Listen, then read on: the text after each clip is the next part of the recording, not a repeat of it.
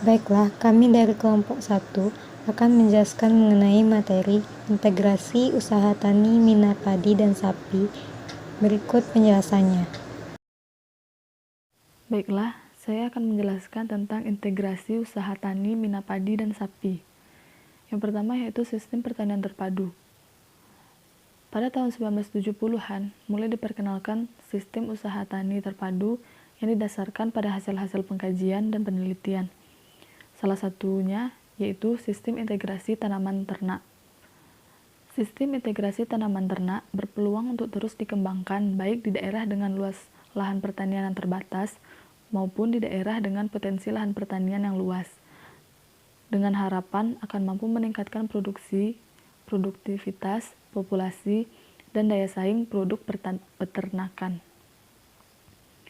Sistem pertanian terpadu merupakan sistem yang mengkombinasikan berbagai spesies tanaman dan hewan dan penerapan beraneka ragam teknik untuk menciptakan kondisi yang sesuai untuk melindungi lingkungan, juga membantu petani menjaga produktivitas lahan dan meningkatkan pendapatan mereka dengan adanya diversifikasi usaha tani. Sistem pertanian terpadu dapat menjadi solusi dalam mengatasi berbagai permasalahan yang timbul dalam pengembangan wilayah, karena sistem pertanian terpadu memiliki banyak manfaat dan keunggulan serta keuntungan. Materi selanjutnya adalah mengenai usaha tani mina padi. Sistem mina padi ialah sistem pemeliharaan ikan yang dilakukan bersama padi di sawah. Usaha semacam ini lebih populer dengan sebutan INMINDI atau intensifikasi mina padi. Jenis ikan yang dapat dipelihara pada sistem tersebut adalah ikan mas, nila, mujair, karper, tawes, dan ikan-ikan lainnya.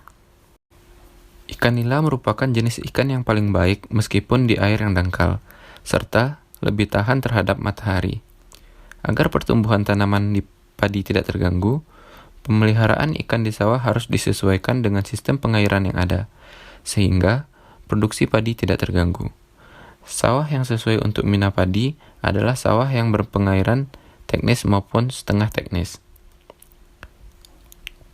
Adapun faktor-faktor yang mempengaruhi pemilihan jenis ikan antara lain, yang pertama yaitu volume air, selanjutnya ada ketersediaan benih, pakan, pasar, dan kebiasaan petani. Pada mina padi, ketinggian air genangan tanaman padi terbatas antara 10-15 cm dan pada bagian caren ketinggiannya berkisar antara 20 hingga 30 cm. Budidaya mina padi tidak terlalu berbeda dengan budidaya padi sawah biasa. Mulai dari penyemaian bibit hingga panen, semuanya relatif sama. Namun, ada beberapa hal yang perlu diperhatikan. Berikut beberapa di antaranya. Yang pertama, yaitu pemupukan. Pemupukan dilakukan dengan tujuan untuk menambah kesuburan tanah dan menumbuhkan plankton-plankton sebagai pakan alami ikan. Pada pemupukan ini dibagi dua. Yang pertama yaitu pemupukan dasar dan yang kedua yaitu pemupukan susulan. Pemupukan dasar. Pupuk kandang atau kotoran ayam bisa dijadikan sebagai pupuk dasar yang diberikan sesudah pengolahan tanah. Selanjutnya yaitu pemupukan susulan. Pupuk susulan berupa urea diberikan 2 minggu kemudian dengan cara ditebar. Yang kedua yaitu pemilihan varietas padi dan bibit ikan. Varietas padi yang cocok untuk sistem mina padi adalah yang mempunyai karakteristik sebagai berikut. Yang pertama, berakaran dalam. Tujuannya agar padi yang ditanam tidak mudah roboh sehingga menghambat pergerakan ikan. Yang kedua, cepat beranak atau bertunas. Tujuannya untuk menghindari keterlambatan pertumbuhan tunas akibat genangan air. Batang kuat dan tidak mudah rebah untuk menghindari pertumbuhan batang yang lemah akibat serapan air ke tanaman yang cukup tinggi. Selanjutnya yaitu tahan genangan pada awal pertumbuhan. Yang terakhir, varietas padi tahan hama dan juga penyakit. Adapun kriteria benih ikan yang cocok untuk mina padi, yaitu yang pertama, tahan terhadap goncangan lingkungan dan penyakit. Yang kedua, memiliki pertumbuhan yang cepat. Selanjutnya, disukai konsumen, nilai ekonominya tinggi, dan diutamakan yang tidak berwarna cerah untuk menghindari serangan hama, terutama hama burung. Jenis ikan yang bisa dipilih sesuai kriteria di atas, yaitu ikan nila dengan ukuran 5-8 cm. Yang ketiga, penebaran benih ikan. Waktu yang tepat untuk menebar benih ikan yaitu di saat tanaman padi berumur 30 hari setelah tanam, yaitu setelah penyiangan pertama dan pemupukan dasar. Penebaran dapat dilakukan pada sore atau pagi hari. Ini bertujuan untuk menghindari obat-obatan atau pupuk. Jumlah benih ikan tebar padat dengan ukuran 5-8 cm kurang lebih berjumlah 1.000-2.000 ekor per hektarnya. Pengaturan air setelah penebaran benih ikan dengan ketinggian mengikuti pertumbuhan tanaman. Pada pintu pemasukan dan pengeluaran air, dipasang saringan dari kawat atau anyaman bambu untuk mencegah keluarnya ikan yang dipelihara dan mencegah ikan liar masuk ke dalam petakan sawah.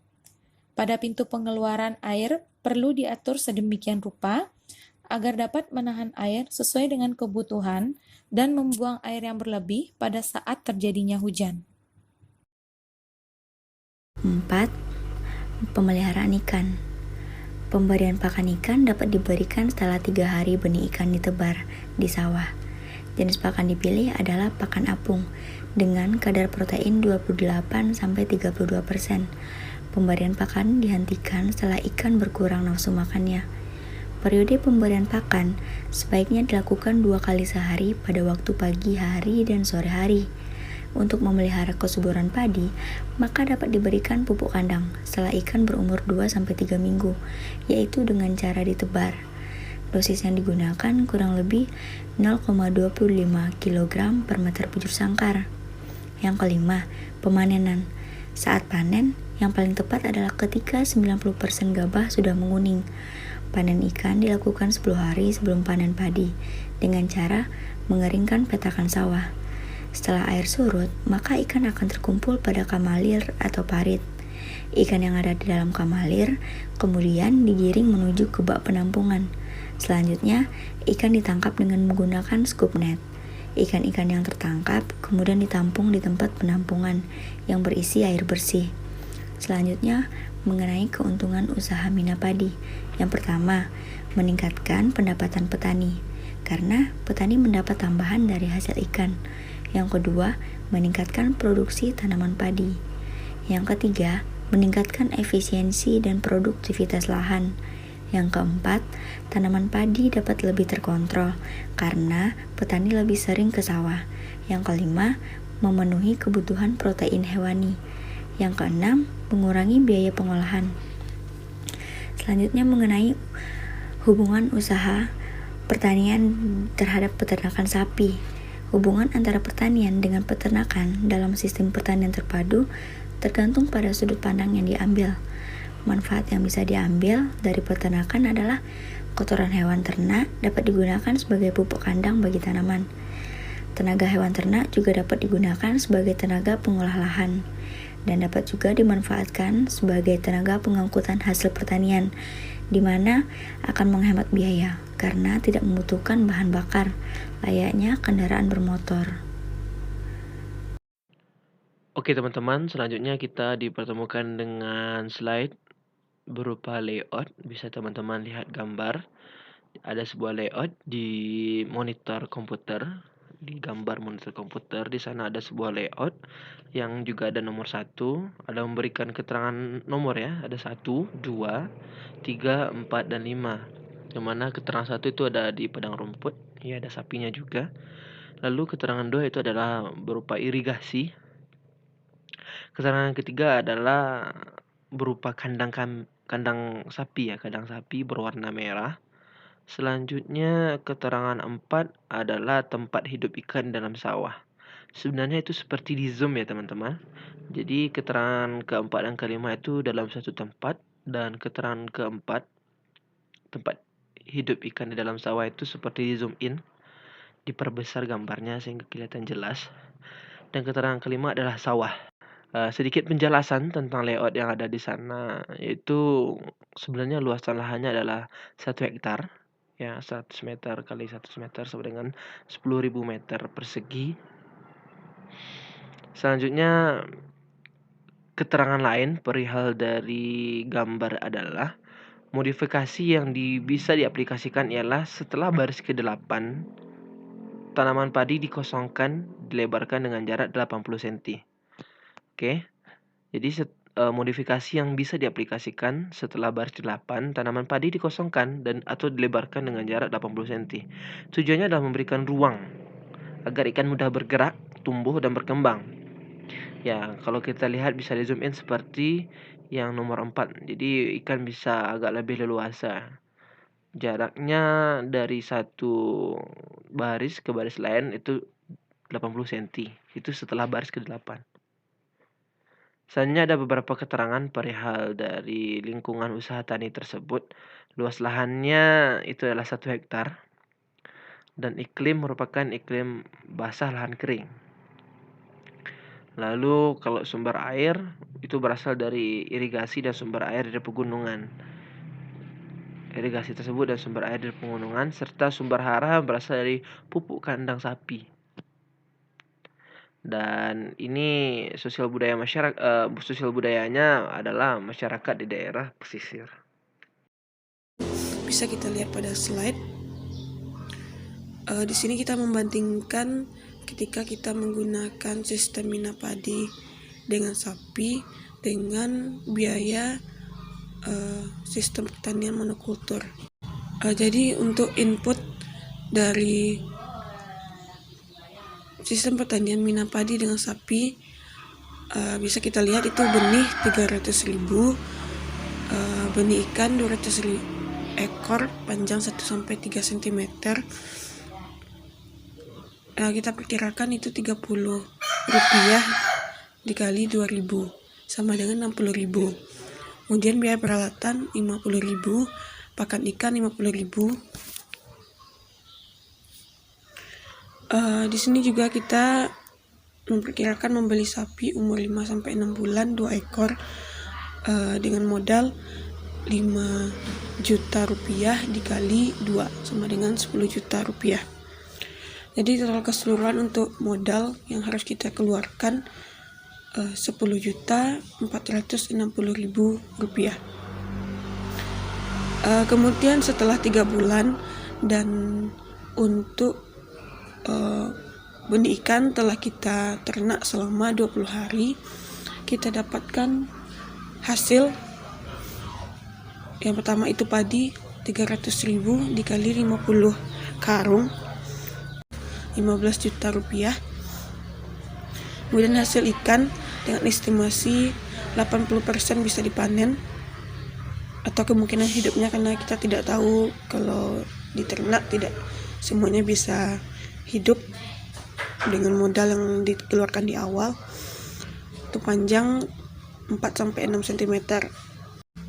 Harga yaitu Rp100 dan dikali 1.600 ekor sama dengan Rp160.000. Kemudian hasil penjualan sapi setelah 3 bulan 2 dikali 8 juta sama dengan Rp16 juta. Jadi total keseluruhan untuk hasil Rp29.160.000. Jadi keuntungan dari sistem pertanian minapadi dengan sapi itu dengan mengurangi hasil atau output dengan input atau modal. Ini kita perkirakan di luar upah sama dengan Rp18.700.000. Itulah keuntungan yang bisa kita dapat dari sistem pertanian minapadi dengan sapi. Kemudian kita lihat juga untuk analisis biaya monokultur. Input modal 300.000 sama juga dengan minapadi dengan sapi. Pupuk pabrik, karena kita memperkirakan pasti menggunakan pupuk pabrik untuk meningkatkan kesuburan tanahnya dan untuk pertumbuhan padinya tersebut. Rp1.500.000, pestisida Rp40.000, jadi totalnya itu Rp1.840.000. Sebelumnya untuk analisis biaya mina padi dengan sapi, kita tidak menggunakan pestisida dengan pupuk karena sistem pertanian ini memang menggunakan organik, jadi kita memanfaatkan pupuk kandang saja, dan pestisidanya menggunakan pestisida hayati, tidak memerlukan biaya. Output atau hasil dari panen padi bisa kita lihat itu 18 juta, karena kita memperkirakan 60 karung didapatkan untuk 1 hektar lahan, karena keseluruhannya itu ditanami oleh padi. Jadi keuntungan yang kita dapat itu Rp16.160.000 dari sistem pertanian monokultur. Sedangkan jika kita bandingkan dengan analisis biaya mina padi dengan sapi, setelah kita kurangi itu Rp2.540.000. Jadi dapat kita simpulkan dengan sistem pertanian mina padi dengan sapi itu lebih menguntungkan dibandingkan dengan ketika kita menggunakan sistem pertanian monokultur saja. Pengembangan usaha tani secara terpadu antara sapi potong dengan tanaman padi dapat meningkatkan efisiensi usaha tani. Ternak mempunyai fungsi yaitu sebagai tenaga kerja, sebagai tabungan, penghasil pupuk organik, sebagai bahan baku industri, dan penghasil makanan yang tinggi nilai gizinya.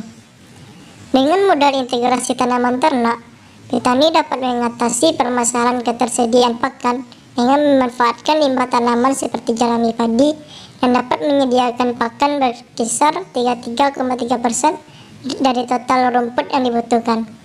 Selanjutnya, pemanfaatan kotoran sapi sebagai pupuk organik di samping mampu menghemat penggunaan pupuk anorganik, juga sekaligus mampu memperbaiki struktur dan ketersediaan unsur hara tanah. Usaha tani integrasi tanaman ternak berbasis padi atau crop rice based livestock interaction merupakan salah satu kegiatan diversifikasi komoditas yang dapat dilakukan untuk mengimbangi kebutuhan pangan yang terus meningkat dengan memanfaatkan hubungan sinergis antara komoditas yang diusahakan. Lahan sawah dapat dimanfaatkan seoptimal mungkin tanpa harus merusak lingkungan dan serapan tenaga kerja produktif lebih meningkat.